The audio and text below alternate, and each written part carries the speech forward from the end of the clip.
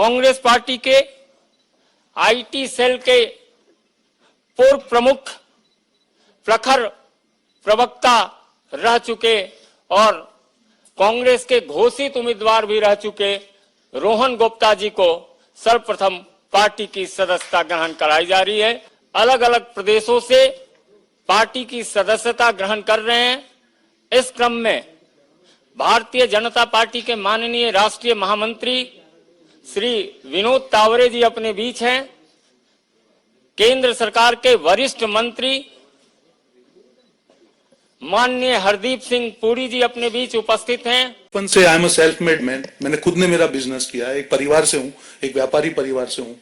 कभी किसी की हिम्मत नहीं है कि कह जाए कि चवन्नी भी पॉलिटिक्स से कभी हमने वो अपेक्षा नहीं रखी कि कुछ ना कुछ देना है, पार्टी को कुछ देना है। 40 साल से मेरे पिताजी हो या 15 साल से मैं हूं, ये सब लोग जानते हैं, जो भी हमारे करीबी हैं, कुछ अपेक्षा के बिना पार्टी में दिल से काम किया।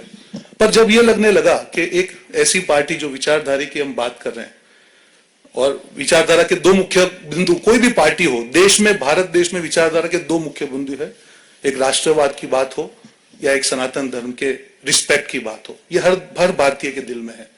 जब ये लगने लगा लास्ट 1.5 साल से कि दोनों मुद्दों पे जो पार्टी की मुख्य जो ओरिजिनल विचारधारा थी उससे बिल्कुल भटकने की बात चलेगी, लेफ्टिस्ट की तरफ चलेगा। हम भी प्रवक्ता थे, हम भी कई बार डिफेंड करते थे, आज मैं सैनिक था, करता था, पर मन से दुख होता था कि ये क्या कर रहे हैं हम लोग।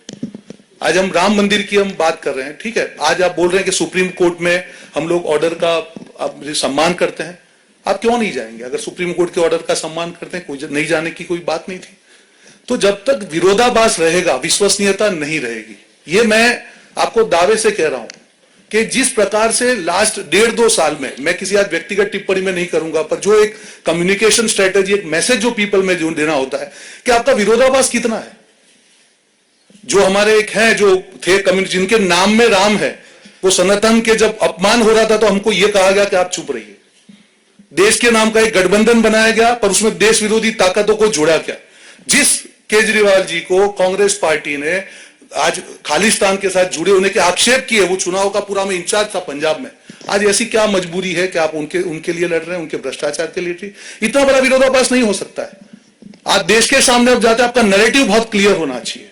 जिस ईवीएम के कारण आप 2 चुनाव जीते, आप उस पर सवाल उठा रहे हैं, और ऐसे कितने विरोधाभास है। मैं आपको बोले उतने विरोधाभास नाम करने को तैयार हूं। हर जगह पे आपकी जो पॉलिसी है, आप लेफ्ट पार्टी के साथ जुड़ रहे हैं, वो देश के खिलाफ है। कौन सी बात कर रहे हैं भाई साहब? आप सीए की बात कर रहे हैं, वो जो कायदा था जो कांग्रेस ने मांगा था कि it is for giving citizenship, आप उसका विरोध कर रहे हैं। कल एक कांग्रेस के नेता ने कहा कि नहीं, हम तो मध्यम वर्ग के ऊपर टैक्स लगा देंगे, आप महंगाई की बात कर रहे हैं।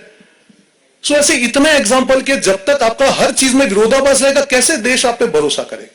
और आप आपकी गाड़ी पीछे के मिरर में देख के नहीं चला सकते हैं, आपको फ्रंट देखना पड़ेगा। कौन सा विजन है? आज जब मोदी जी बात करके 2047 में हाइड्रोजन मिशन की बात करें, वंदे भारत की बात करें, इंफ्रास्ट्रक्चर की बात करें, सोलर एनर्जी की हम बात कर रहे हैं, बुलेट ट्रेन की बात कर रहे हैं, कौन सा विजन? मैं भी युवा हूं, मैं यहां पे राजनीति में कुछ देने के लिए आया हूं। अगर विजन ही नहीं होगा, ऐसे व्यक्ति जिन्होंने कभी एक चुनाव नहीं लड़ा, अगर वो पार्टी का विजन तय करेंगे तो ये हाल होगा।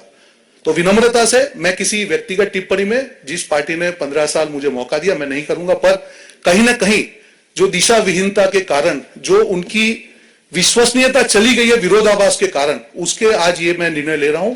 बात खत्म, नेगेटिव बात नहीं करेंगे। आने वाले दिनों में जो भी पार्टी जिम्मेदारी देगी, दिल से निभाएंगे, दिमाग से निभाएंगे, और राष्ट्र निर्माण में जो भी योगदान होगा, एक भारत देश के नागरिक के नाते, ये योगदान युवा होने के नाते दिल से इस योगदान को पूरा करेंगे। जय हिंद, जय भारत। मेरा कोई पॉलिटिकल करियर इससे पहले नहीं रहा, मैं प्रशासनिक सेवा से हूं, लेकिन क्योंकि मैं अब शुरुआत करने जा रही थी अपने पॉलिटिकल करियर की, तो मैंने सारी पार्टियों को देख लिया। मतलब सारी पार्टियों को देख के, क्योंकि मैं फर्स्ट टाइम पॉलिटिक्स में आ रही हूँ, तो मेरा मानना यही था कि हमें बेस्ट पार्टी ही चुननी चाहिए।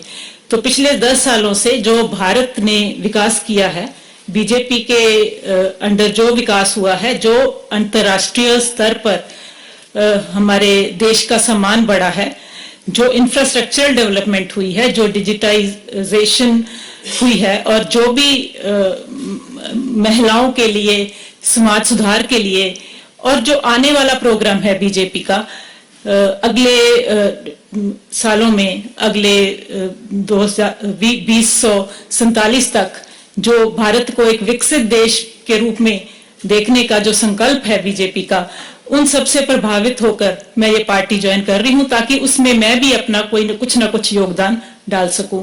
मुझे किसी और पार्टी का कोई खास भविष्य भी नहीं नजर आता और उनका कोई विजन भी नहीं नजर आता कि वो उनका विजन कुछ चुनाव जीतना हो सकता है जिसमें भी वो लगता है कि किसी भी प्रकार से सफल नहीं हो पाएंगे, क्योंकि उसके आसपास भी वो नहीं